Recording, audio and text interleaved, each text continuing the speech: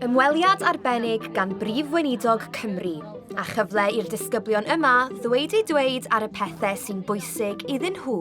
Trafnidiaeth gyhoeddus a iechyd meddwl. Dyna beth sy'n cael ei drafod yma heddiw, wrth i'r Prif Weinidog wrando ar farn plant a phobl ifanc. Ac yma yn swyddfa'r Comisiynydd Plant, roedd na ddigon o drin a thrafod.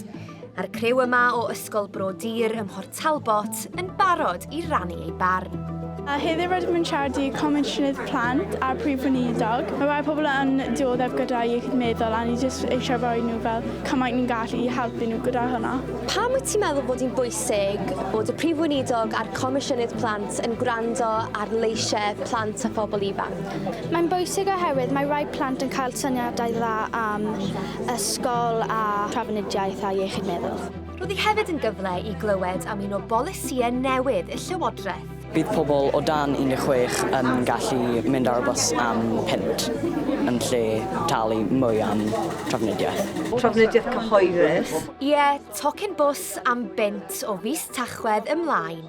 A'r Prif Weinidog Eluned Morgan yn dweud bod lleisiau pobl ifanc wedi bod yn rhan bwysig o hynny.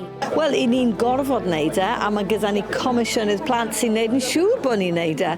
Felly pan i ni'n penderfynu ar polisïau, mae rhaid i ni feddwl sut mae hwn yn mynd i effeithio ar blant, achos nhw yw'r dyfodol.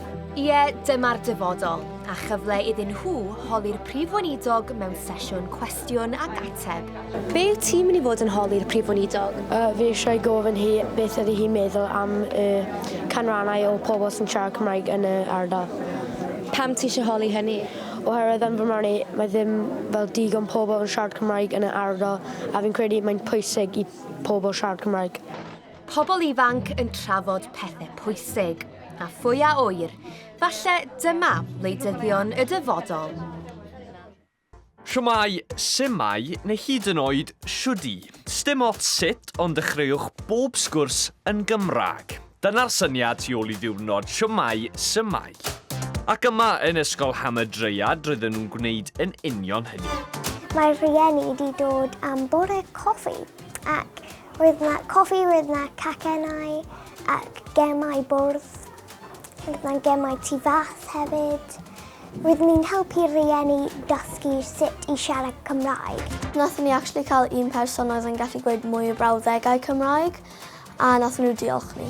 Mae'n rhaid cyfle i bobl sydd ddim fel yn siarad Cymraeg a just joio yn y iaith Gymraeg.